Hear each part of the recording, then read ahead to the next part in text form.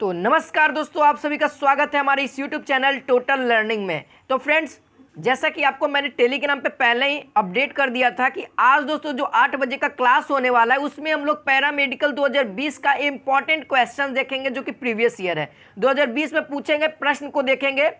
और आपको दोस्तों आज हम लोग जीके का 20 MCQ करने वाले हैं। ठीक है, कितना 20 MCQ करेंगे। तो आशा करता हूं आप सभी लोग एकदम जबरदस्त तरीके से तैयारी करके हमारे साथ जुड़ोगे इस लाइव क्लास में। और प्रतिदिन 8 बजे दोस्तों हमारे साथ आप लोग लाइव क्लास में जुड़ना, ताकि आपको जो भी क्वेश्चन है आप पैरामेडिकल के लिए अच्छी तरीके से हमारे साथ तैयारी कर सकते हो। तो चलिए दोस्तों, और इस वीडियो को शुरू करते हैं। और शुरू करने से पहले अगर आप हमारे टेलीग्राम और इस YouTube चैनल से नहीं जुड़े तो जल्दी से जाकर के जुड़ जाओ। और टेलीग्राम चैनल से जुड़ने के लिए आपको कुछ नहीं करना होगा, टेलीग्राम ऐप को डाउनलोड करिए, वहाँ पे टोटल लर्निंग सर्च करना, जो लोगो आपको हमारे YouTube पर दिख रहा है वही लोगो देखिएगा और ज्वाइन हो जाइएगा। और साथ ही चैनल को सब्सक्राइब करके बेल आइकन को ऑल कर लीजिए। हाँ जी, क्योंकि पता है आपको प्रीवियस ईयर क्वेश्चन मैं क्यों करा रहा हूँ, क्योंकि प्रीवियस ईयर क्वेश्चन से ही आपको रिपीटेड दिखता है। हर साल की तुलना में आप लोग देख सकते हो प्रीवियस ईयर क्वेश्चन में अगर आप लोग 10 साल का कर लेते हो तो 10 क्वेश्चन रिपीटेड पूछा जाता है। तो सोच लिए 10 गो नया रहेगा तो ये नया किताब तो आप लोग खरीदोगे तो उससे भी हो जाएगा। और प्रीवियस ईयर से जब 10 गो क्वेश्चन कंप्लीट हो जा रहा है तो सोच लीजिए 10 पचे, सोच लीजिए 50 नंबर का आपका क्लियर हो जा रहा है प्रीवियस ईयर से। चलिए तो शुरू करते हैं दोस्तों। जल्दी से एक बार आप लोग तेजी से इस लिंक को शेयर कर दिए ताकि जितने स्टूडेंट छूट रहे हैं हमारे पास आ जाए। ठीक है, तो चलिए क्वेश्चन आपके स्क्रीन पे दिखने वाला है। आप सभी लोग रेडी हो जाइए कमेंट लेकर के। देखिए क्वेश्चन नंबर 1 आपके स्क्रीन पे आ गया है। कहता है क्वेश्चन नंबर 1, किस देश का सर्वाधिक एक पड़ोसी राज्य है। हाँ दोस्तों, ये 2020 में पूछा गया है। चलिए ऑप्शन पढ़ते हैं। ऑप्शन नंबर ए है भारत, ऑप्शन नंबर बी है रूस, option number C America, option number D है चीन। देखिए जब मैंने पूरा का संग्रह लिया था तो इस क्वेश्चन को लिया था। ठीक है, तो जल्दी से आप सभी लोग कमेंट करके बताओ किस देश का सर्वाधिक पड़ोसी राज्य है। यहाँ पे एक नहीं होगा, ठीक है, यहाँ पे एक नहीं होगा। किस देश का सर्वाधिक पड़ोसी राज्य है, तो आप सभी लोग उत्तर जरूर करिएगा दोस्तों। तो चलिए इसका राइट आंसर मिलाइएगा सभी लोग, जो लोग उत्तर कर रहे हैं। तो यहाँ पे जो राइट आंसर हो जाएगा दोस्तों वो हो जाएगा चीन। ठीक है, चीन का दोस्तों सबसे अधिक पड़ोसी राज्य है। और इसका कितना पड़ोसी राज्य है तो आप सभी को बता दूं 41 पड़ोसी राज्य इसका, जो कि सबसे अधिक है। अमेरिका से, रूस से सबसे अधिक है। 41 राज्य से ये सटा हुआ है। ठीक है, चलिए आगे बढ़ते हैं। अगला प्रश्न क्वेश्चन नंबर 2 कहता है 2019 में मगासेसे पुरस्कार किसको मिला। हाँ जी, ऑप्शन नंबर ए है Dayaram Sahni, option number B है SR Rao, option number C है Ravish Kumar, option number D है RD बनर्जी। तो आप लोग सभी लोग सही आंसर करना। और यहाँ पे दोस्तों बहुत अच्छे तरीके से एक्सप्लेन करूंगा मैं। तो चलिए यहाँ पर देखिएगा इसका आंसर। देखिए ये क्वेश्चन कर रहा है 2019 में मगासेसे पुरस्कार किसको मिला। ठीक है, तो मगासेसे पुरस्कार होता क्या है पहले इसको जान लो। तो देखो मगासेसे पुरस्कार है जो कि एशिया में दोस्तों इसको एक और नाम से जानते हैं जिसका नाम है नोबेल पुरस्कार। ठीक है, नोबेल पुरस्कार के नाम से जानते हैं। अब आप लोग समझ गए हैं कि मगासेसे पुरस्कार किसको कहते हैं, नोबेल पुरस्कार। ठीक है, अब देखिए जो 2019 में नोबेल पुरस्कार कहें चाहे मगासेसे पुरस्कार कहें, वो किनको मिला था तो वो मिला था रवीश कुमार को। देखिए करंट अफेयर से क्वेश्चन है, 2020 में पूछा गया करंट अफेयर से, तो आपके लिए करंट अफेयर भी बहुत ज़्यादा इंपॉर्टेंट है। ठीक है, तो इसका right answer option number C हो जाएगा। और जो रवीश कुमार थे दोस्तों ये एक पत्रकार थे। ठीक है, क्या थे, पत्रकार थे। तो इनको इसी क्षेत्र में इनको मिला था नोबेल पुरस्कार। चलिए आगे बढ़ते, क्वेश्चन नंबर 3 आ गया। क्वेश्चन नंबर 3 कहता है लक्षद्वीप का कितना लगभग क्षेत्रफल वर्ग किलोमीटर है। लक्षद्वीप का कितना लगभग क्षेत्रफल वर्ग किलोमीटर है।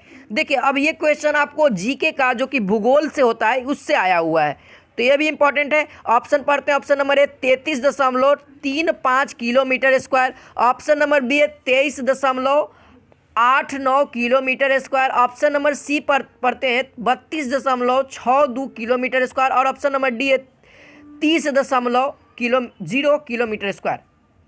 तो लक्षद्वीप का कुल एरिया कितना है दोस्तों, ये पूछ रहा है। तो चलिए सभी लोग मिलाइएगा, जो लोग उत्तर कर रहे हैं। सभी क्वेश्चन इंपॉर्टेंट है दोस्तों, तो आप सभी को नहीं पता रहे तो उसको याद कर लो, क्योंकि यहाँ से क्वेश्चन देखने को ही मिलेगा। 2 या 1 क्वेश्चन देखने को मिलेगा यहाँ से, केवल इस वीडियो से मैं बात कर रहा हूँ। और सारे प्रीवियस ईयर का संग्रह लाते रहूँगा, जैसे 2020 का, 2018 का, 2017 का, ऐसे ऐसे चाहिए तो आप सभी लोग कमेंट सेक्शन में ज़रूर बताना कि सर सबका सेपरेट वीडियो लाइए, ठीक है। तो चलिए यहाँ पे देख लेते हैं जो लक्षद्वीप का दोस्तों लगभग क्षेत्रफल जो है, लगभग में बात कर रहे हैं, वो है 32.62 किलोमीटर, ठीक है, 32.62 किलोमीटर, याद कर लेना। और जो लक्षद्वीप है वो क्या है, तो हमारे भारत देश का केंद्र शासित प्रदेश है। क्या है, भारत देश का केंद्र शासित प्रदेश है। और इसकी राजधानी क्या है, तो इसकी राजधानी है कवरत्ती, ठीक है। कहीं पे आपको कवरत्ती भी दिखेगा, कहीं पे कावरत्ती भी दिखेगा, तो आप ध्यान रखना, कवरत्ती याद रखना, ठीक है। ये राजधानी है इसका। पूछ देता है कि लक्षद्वीप का राजधानी क्या है, तो आपको याद होना चाहिए कवरत्ती। चलिए आगे बढ़ते हैं। अगला प्रश्न आपके स्क्रीन पे क्वेश्चन नंबर 4 आ गया। देखिए बहुत मोस्ट इंपॉर्टेंट प्रश्न है ये, आपको अरिहंत वाला में भी मिल जाएगा। 1948 में भारत का वायसराय बना। देखिए 1948 में भारत का वायसराय कौन बना था। ऑप्शन नंबर ए है Lord Mountbatten, option number B है doctor Rajendra Prasad, option number C है Chakravarti Rajagopalachari, option number D है सच्चिदानंद सिन्हा। तो ये क्वेश्चन का आंसर क्या होगा। 1948 में भारत का वायसराय बना, तो आप सभी लोग उत्तर करिएगा दोस्तों। तो चलिए सभी लोग मिलाते चलिएगा। देखिए 1948 कहने का मतलब, ये क्वेश्चन आपको दूसरे लहजे में पूछ सकता है कि स्वतंत्र भारत का प्रथम, ठीक है, स्वतंत्र भारत का वायसराय कौन बना, स्वतंत्र भारत के बाद वायसराय कौन बना। तो यहाँ पे वो भी राइट आंसर क्या हो जाएगा, वो हो जाएगा ऑप्शन नंबर सी चक्रवर्ती राजगोपालचारी। क्योंकि 1947 में तो हमारा भारत देश आज़ाद हुआ था। ये भी क्वेश्चन आ जाएगा कि भारत देश कब आज़ाद हुआ था, तो आपको पूरा एक्यूरेट याद रखना है 15 अगस्त 1947 को, ठीक है। और उसके बाद का जो भारत का वायसराय बना वो कौन थे, तो चक्रवर्ती राजगोपालचारी, ठीक है। चलिए आगे बढ़ते, क्वेश्चन नंबर 5 के लिए रेडी हो जाइए। देखिए क्वेश्चन नंबर 5 आ गया, कहता है हाल ही में प्रकाशित पुस्तक द एनार्की के लेखक है। देखिए ये भी करेंट अफेयर का है। हाल ही में प्रकाशित पुस्तक द एनार्की के लेखक कौन है जी। ऑप्शन नंबर ए है Niranjan C Gill, option number B है Williamson Dale Ripple, option number C है Ras Bihari Bose, option number D है जयप्रकाश नारायण। देखिए इसका आंसर क्या हो जाएगा। तो चलिए दोस्तों इसका राइट आंसर देखते हैं। सभी लोग उत्तर कर रहे हैं तो मिलाते चलिएगा किनका सही होता है। और दोस्तों लास्ट में आप सब लोग जरूर बताना कमेंट में कि मेरा इतना में इतना आया। जैसे कि 20 MCQ का है तो 20 MCQ में कितना आता है, सभी लोग कितना तैयारी ज़बरदस्त तरीके से किए हुए थे, ठीक है। हाल ही में दोस्तों जो पुस्तक द एनार्की प्रकाशित हुई थी उसके लेखक कौन है, तो वो है विलियम, ठीक है, विलियम डेल रिपल। याद रखना कौन थे, ऑप्शन नंबर बी जो बता रहे हैं उनका राइट है, बहुत अच्छा, ठीक है, विलियम डेल रिपल हो जाएगा। चलिए अगला प्रश्न के लिए आप सभी लोग रेडी हैं। देखिए क्वेश्चन नंबर 6 आपके स्क्रीन पे आ गया है। कहता है परियह, ठीक है, परियह कौन सा शब्द है। ऑप्शन नंबर ए है हिंदी, ऑप्शन नंबर बी है अरबी, ऑप्शन नंबर सी है अंग्रेजी, ऑप्शन नंबर डी है लैटिन। हाँ जी परियह। देखिए ये शब्द को अच्छा से पढ़िएगा, कौन सा भाषा है ये पूछ रहा है, हिंदी है या अरबी है या अंग्रेजी है या लैटिन है।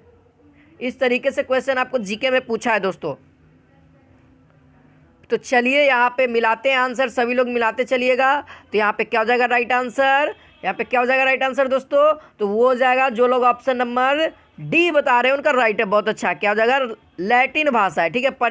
कौन सा भाषा है, तो लैटिन भाषा है। हिंदी तो आप लोग पढ़ते ही समझ जाओगे, अरबी तो आप लोग जानते नहीं हो, अंग्रेजी तो आसानी से हो जाएगा, ठीक है। तो यहाँ पे क्या हो जाएगा, परियह याद कर लो, क्या हो जाएगा लैटिन भाषा, क्योंकि रिपीटेड क्वेश्चन कहीं कहीं आपको दिखने को मिल जाएगा, जो हूबहू क्वेश्चन भी आ सकता है। चलिए क्वेश्चन नंबर 7 कहता है पुस्तक, एक किताब है, वेल्थ ऑफ नेशन के लेखक थे। वेल्थ ऑफ नेशन के लेखक कौन थे दोस्तों। ऑप्शन नंबर ए है Adam Smith, option number B है मिलो ग्राम, ऑप्शन नंबर सी है Robert Brown, option number D है जॉर्ज अर्नडेल। हाँ जी अर्नडेल कौन थे। पुस्तक वेल्थ ऑफ नेशन के लेखक कौन थे। तो चलिए इसका आंसर मिलाते चलिएगा दोस्तों, क्या हो जाएगा राइट आंसर, पुस्तक वेल्थ ऑफ नेशन के जो लेखक है दोस्तों वो कौन है? एडमंड स्मिथ, यानी कि जो लोग ऑप्शन नंबर ए बता रहे हैं उनका राइट है, ठीक है। और ये जो वेल्थ ऑफ नेशन है दोस्तों, ये पुस्तक है जो कि लिखा गया तो एडमंड स्मिथ के द्वारा है, लेकिन ये प्रकाशित कब हुआ था? तो वो प्रकाशित हुआ था 1776 ईस्वी में। याद रखिएगा, वेल्थ ऑफ नेशन का प्रकाशित डेट कब है? 1776 ईस्वी में। चलिए आगे बढ़ जाते हैं। Question number 8।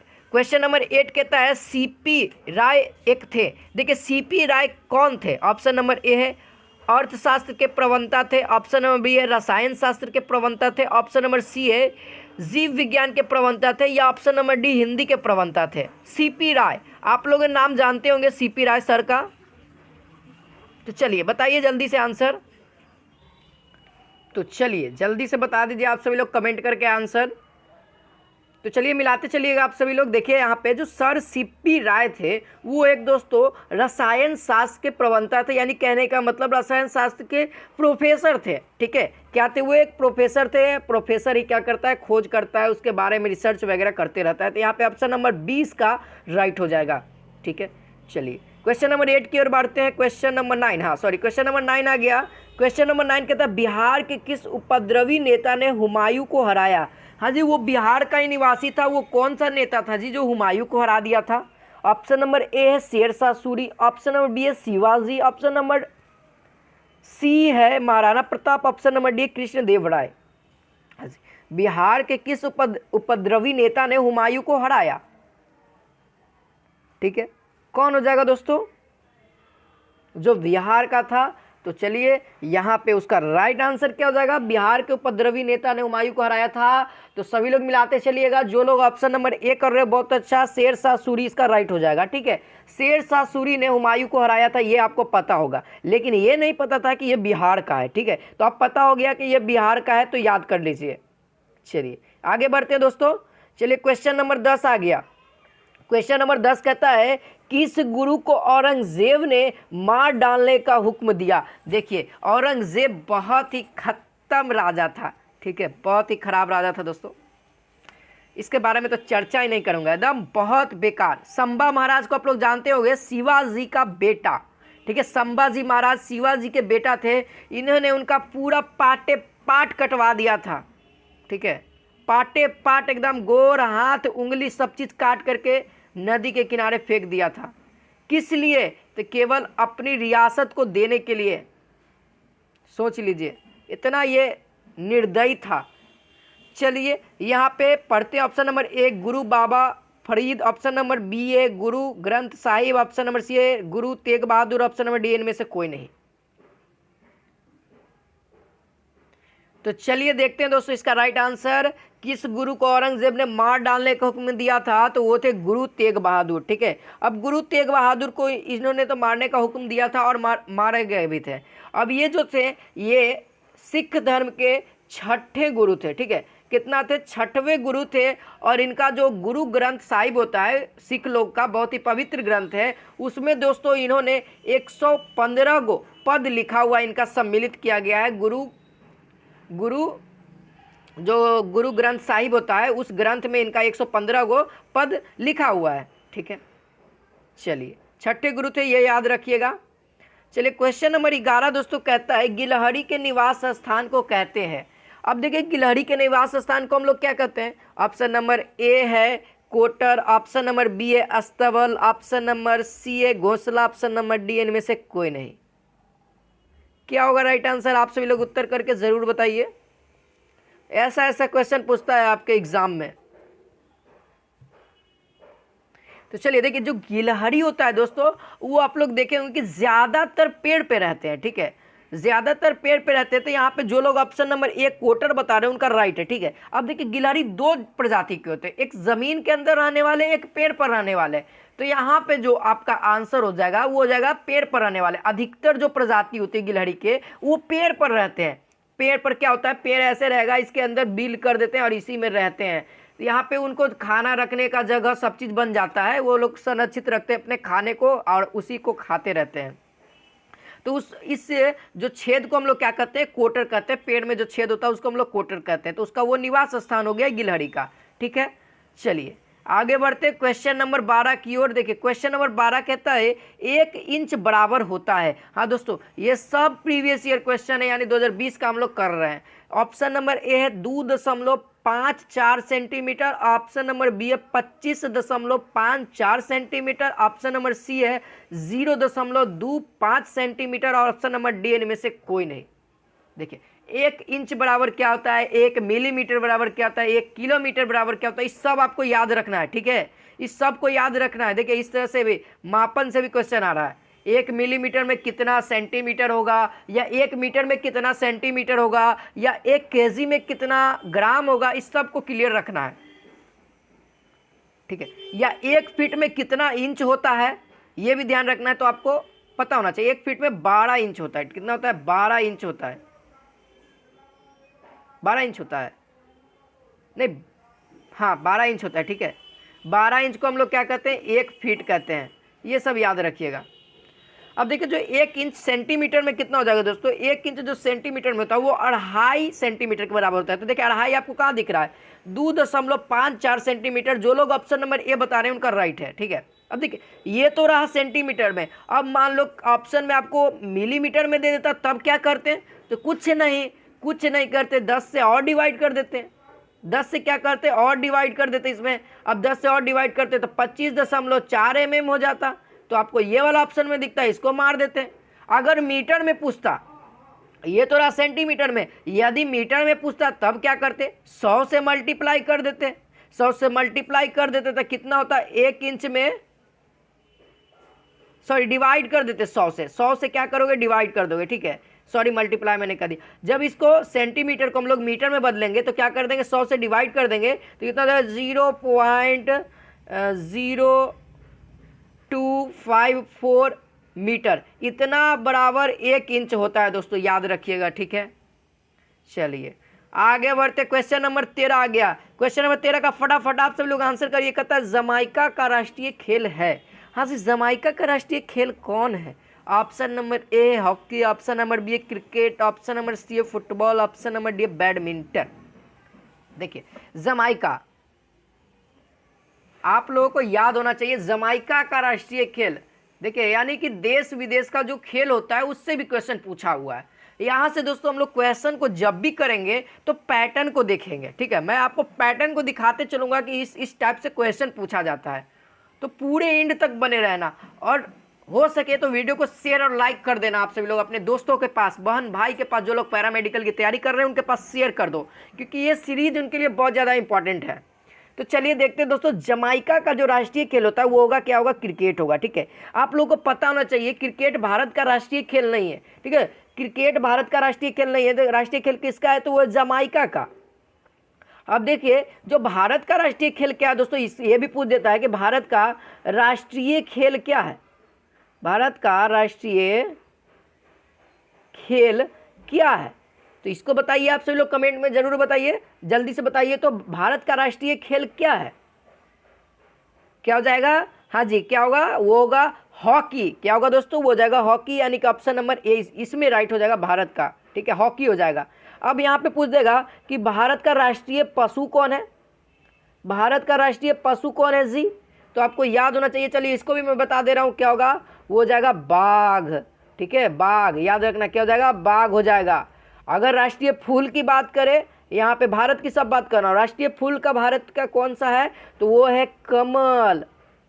फूल में अगर मिठाई में बात करें, मिठाई में यदि हम लोग बात करते हैं, देखिए यहाँ पे, ठीक है, मिठाई में, तो मिठाई में आपको पता होना चाहिए क्या होता है, जलेबी। हाँ जी, जो 15 अगस्त के मिलता है ना, वही राष्ट्रीय मिठाई है जलेबी। अब ये तो मिठाई हो गया जी। फल कौन सा होता है, फूल हो गया कमल, मिठाई हो गया जलेबी, और जो फल होता है वो होता है आम। ठीक है, क्या होता है, आम होता है। इसी तरीके से बहुत सारा है दोस्तों। अगर पेड़ की बात करें, पेड़ में कौन सा राष्ट्रीय है, तो वो है बरगद। ठीक है, क्या है भारत का राष्ट्रीय पेड़, बरगद। और पशु हो गया बाघ, और पक्षी में मोर। ठीक है, यहाँ पे लिख दे रहा हूँ, पक्षी में क्या हो जाएगा, मोर। बहुत सारा ऐसा, तो उसको भी ध्यान रख लीजिएगा एक बार। चलिए क्वेश्चन नंबर 14 की ओर बढ़ते हैं। क्वेश्चन नंबर 14 कहता है भारत में सबसे पहले कोरोना वायरस से संक्रमित व्यक्ति पाया गया। भारत में सबसे पहले कोरोना वायरस से संक्रमित व्यक्ति पाया गया। देखिए ये भी करंट अफेयर का है, क्योंकि आपको एग्जाम कोरोना वायरस के खत्म होने के बाद लिया गया था, लॉकडाउन खत्म हुआ तब। तो देखिए ये क्वेश्चन आ गया ना कोरोना वायरस से। ऑप्शन नंबर ए है मुंबई, ऑप्शन नंबर बी है बिहार, ऑप्शन नंबर सी है केरल, ऑप्शन नंबर डी है दिल्ली। तो चलिए बताइए इसका क्या होगा। सबसे पहले कोरोना वायरस कहां से संक्रमित हुआ था? ये आपके लिए भी नहीं इंपॉर्टेंट है दोस्तों, और भी कॉम्पिटेटिव एग्जाम के लिए इंपॉर्टेंट है, क्योंकि आपको ये क्वेश्चन तो बन गया। अब ये रेलवे में भी पूछ सकता है कि भारत में सबसे पहले कोरोना वायरस से संक्रमित व्यक्ति कौन था। तो जिनको याद होगा वो लोग सही मारेंगे। चलिए मिलाइएगा, आंसर क्या हो जाएगा? वो जगह ऑप्शन नंबर सी केरल जो बता रहे हैं उनका राइट है। ठीक है, केरल में ही 2 व्यक्ति पाए गए थे दोस्तों, जो समुद्र के द्वारा घूम करके आ रहे थे। तो उनको जब चेक किया गया तो वो कोरोना पॉजिटिव निकले थे, और वहीं से हमारे भारत में संक्रमण फैला था। ठीक है, चलिए आगे बढ़ते हैं। Question number 15। क्वेश्चन नंबर 15 कहता है स्वतंत्र भारत का पहला संसदीय बजट आया। देखिए स्वतंत्र भारत का सबसे पहला संसदीय बजट कब आया था? तो चलिए ऑप्शन पढ़ते हैं। ऑप्शन नंबर ए 26 नवंबर 1947 ईस्वी, ऑप्शन नंबर बी है 26 नवंबर 1948 ईस्वी, ऑप्शन नंबर सी 28 फरवरी 1947 ईस्वी, ऑप्शन नंबर डी इनमें से कोई नहीं। आप सभी लोग सोच समझ के आंसर दीजिएगा, क्योंकि बहुत ज़्यादा इंपॉर्टेंट क्वेश्चंस है, और इससे आपको पता लगा कि आप लोग एग्ज़ाम के लिए तैयार हो या नहीं हो अभी। क्योंकि बहुत सारे विद्यार्थी लोग मेरे पास कमेंट कर रहे हैं, टेलीग्राम पे मैसेज करते हैं कि सर 2021 का फॉर्म कब आएगा। तो यार फॉर्म आएगा, उसका टाइमिंग है, उसको आने दो। तब तक तुम अपना तैयारी को इतना लेवल कर लो कि फॉर्म कभी भी आए हम लोग एग्ज़ाम पे बैठें और आसानी से एग्ज़ाम दे दें। ठीक है, तो चलिए यहाँ पे देख लेते हैं आंसर क्या हो जाएगा। स्वतंत्र भारत का पहला संसदीय बजट दोस्तों कब आया था? तो वो आया था 26 नवंबर 1947 को, यानी कि देश जब आज़ाद हुआ था उसके कितना महीना बाद? ठीक है, अगस्त में तो आज़ाद हुआ था 15 अगस्त को, उसके बाद नवंबर में वो संसदीय बजट भी लागू हो गया था। जो लोग ऑप्शन नंबर ए बता रहे हैं दोस्तों उनका राइट है, बहुत अच्छा।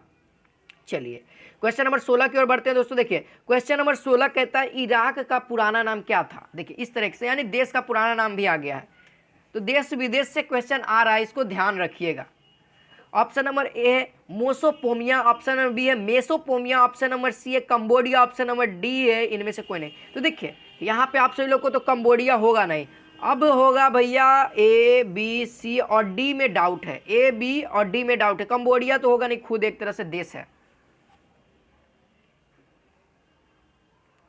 ठीक है, तो चलिए देख लेते हैं इसका आंसर। देखिए इराक का जो पुराना नाम है दोस्तों, आप लोग स्पेलिंग भी ध्यान देना, यानी कि जो वर्ड है इसमें लिखा हुआ उसको ध्यान देना। मोसोपोमिया होता है, क्या होता है? मोसोपोमिया इसका पुराना नाम है, और नया नाम क्या हो जाएगा? इराक। तो यहाँ से इस तरीके से भी क्वेश्चन आपको पैरामेडिकल में पूछ देगा कि मोसोपोमिया का नया नाम क्या है। तो याद रखना है मोसोपोमिया का नया नाम क्या है? इराक है। और ऑप्शन नंबर ए जो बता रहे हो मोसोपोमिया उनका राइट है। ठीक है, मेसोपोमिया नहीं, याद रखना मेसोपोमिया नहीं, मोसोपोमिया। ठीक है, कंफ्यूजन मत होना बस। चलिए क्वेश्चन नंबर 17 आपके स्क्रीन पे है, कहता है प्रथम अंतर्राष्ट्रीय T20 क्रिकेट मैच कब खेला गया? हाँ दोस्तों भारत में, ठीक है भारत की बात कर रहा हूँ। प्रथम अंतर्राष्ट्रीय T20 मैच कब खेला गया था? यहाँ पे लिख दे रहा हूँ भारत में। ऑप्शन नंबर ए है 2000, ऑप्शन नंबर बी है 2010, ऑप्शन नंबर सी है 2005, ऑप्शन नंबर डी है 1995 में। कब खेला गया था? अब जबरदस्त क्वेश्चन आएगा दोस्तों यहाँ से। चलिए ज़्यादा क्वेश्चन नहीं बचा हुआ है, बस 3 और है, 3 और है। और आप सभी लोग संख्या को बढ़ाते चलिए जितना हो सके। और जो लोग चैनल को अभी तक से सब्सक्राइब नहीं किए वो लोग चैनल को सब्सक्राइब करके बेल आइकन को हिट कर लीजिए, ताकि आपको आने वाली सभी वीडियो का नोटिफिकेशन मिलते रहेगा। तो चलिए दोस्तों यहाँ पे देख लेते हैं प्रथम अंतर्राष्ट्रीय जो T20 का मैच हुआ था कब खेला गया था? प्रथम वाला अंतर्राष्ट्रीय के रूप में, अंतर्राष्ट्रीय, ठीक है राष्ट्रीय नहीं अंतर्राष्ट्रीय यानी इंटरनेशनल भारत में, तो वो हुआ था 2005 ईस्वी। जो बता रहे हैं सी ऑप्शन उनका राइट है। ठीक है, 2005 ईस्वी में दोस्तों खेला गया था T20 अंतर्राष्ट्रीय लेवल पे। चलिए जी क्वेश्चन नंबर 18 आपके स्क्रीन पे आ गया, कहता है क्वेश्चन नंबर 18 छापक फिल्म की छपाक, चलिए जी इसका आंसर बताइए। छपाक फिल्म की नायिका है। ऑप्शन नंबर ए है Kareena Kapoor, option number B है Deepika Padukone, option number C है Madhuri Dixit, option number D है नीना गुप्ता। छपाक फिल्म की नायिका कौन है? यानी नायिका कहने का मतलब दोस्तों हम लोग जानते हैं हीरोइन। हीरोइन कौन है जी? जो लोग फिल्म के आशिक होंगे वो लोग तो ज़रूर बता दीजिएगा, मुझे आशा है।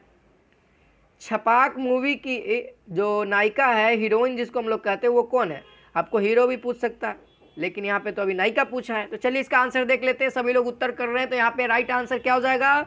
वो जो लोग option number B Deepika Padukone बता रहे हैं वो राइट है। ठीक है, देखिए दीपिका पादुकोण है दोस्तों, वो बिहार की कहें, भारत की कहते हैं। ठीक है, बॉलीवुड में सबसे महंगा किरदार इन्हीं का है, बॉलीवुड में कहें तो। ठीक है, दीपिका पादुकोण सबसे महंगा नायिका है जो कि कॉन्ट्रैक्ट लेती हैं फिल्म का, तो इनका सबसे ज़्यादा पैसा होता है। चलिए वो तो अलग बात है। क्वेश्चन नंबर 19 आपके स्क्रीन पे है, कहता है पंडित नेहरू का भारत के प्रधानमंत्री के रूप में अगला एकदम उनके बाद उनका उत्तराधिकारी बना, कौन बना? यानी कहने का मतलब कि जब पंडित जवाहरलाल नेहरू भारत के प्रधानमंत्री थे तो जस्ट उनके बाद, ठीक है, जस्ट उनके बाद उनका उत्तराधिकारी यानी कि प्रधानमंत्री बनने लायक कौन था? ऑप्शन नंबर ए है Lal Bahadur Shastri, option number B है Morarji Desai, option number C है Indira Gandhi, option number D है जाकिर हुसैन। हाँ जी, क्या कौन थे जी जो कि पंडित लाल नेहरू के समकालीन मतलब कि उत्तराधिकारी उनकर थे? तो आप सभी लोग उत्तर करके बताइए।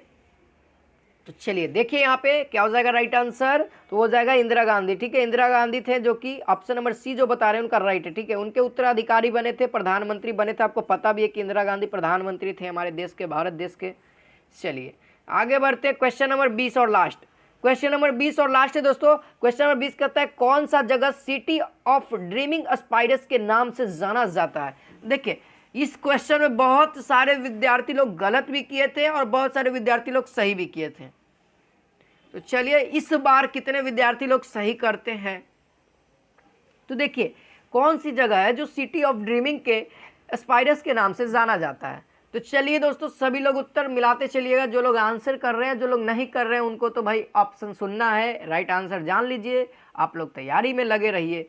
चलिए तो यहाँ पे क्या हो जाएगा right answer? City of dreaming के नाम से कौन जाना जाता है? तो वो जगह ऑप्शन नंबर बी बता रहे हो, ऑक्सफोर्ड उनका राइट है। ठीक है, ऑक्सफोर्ड होगा। और बहुत सारे विद्यार्थी लोग ऑप्शन नंबर डी मार रहे थे, न्यूयॉर्क मार रहे थे, सॉरी न्यूयॉर्क। तो न्यूयॉर्क तो होगा नहीं, आप लोग ऑक्सफोर्ड मार सकते हो। ठीक है, ऑक्सफोर्ड होगा यहाँ पे राइट आंसर।